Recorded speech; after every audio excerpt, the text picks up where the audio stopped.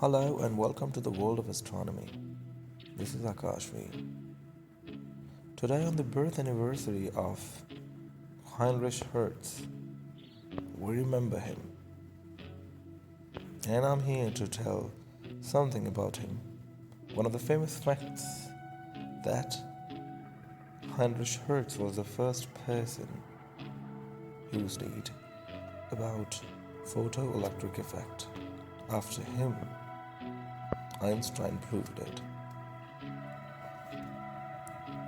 Heinrich Hertz, or Heinrich Rudolf Hertz, was born on 22nd February 1857, was a German scientist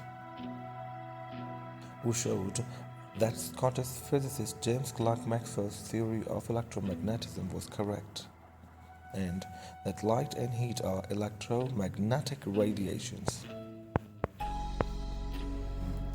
He received a PhD from the University of Berlin in 1880, where he studied under Hermann von Helmholtz. In 1883, he began his studies of Maxwell's electromagnetic theory. Between 1885 and 1889, while he was professor of physics at the Karlsruhe Polytechnic, he produced electromagnetic waves in the laboratory and measured their length and velocity.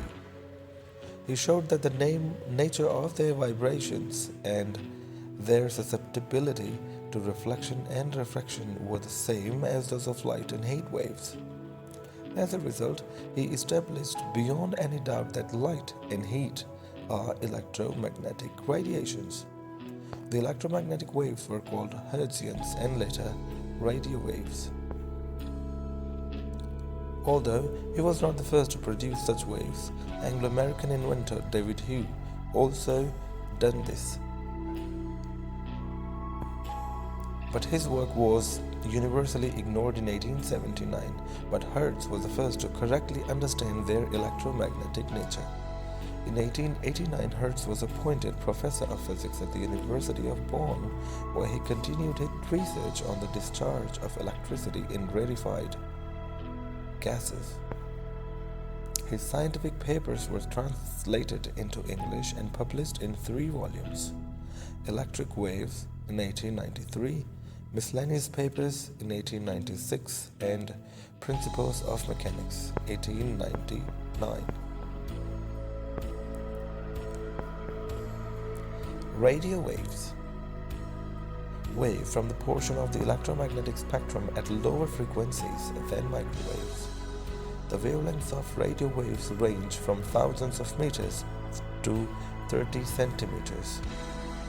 These correspond to frequency as low as 3 Hz and as high as 1 GHz. Radio wave communication signals travel through the air in a straight line, reflected off of clouds or layers of ionosphere, or are relayed by satellites in space. They are used in standard broadcast radio and television, shortwaves, navigation and air traffic control, cellular telephony, and even remote-controlled toys. Thank you very much. If you want some more videos like this, please like, share, and comment in the comment below. Have a great day.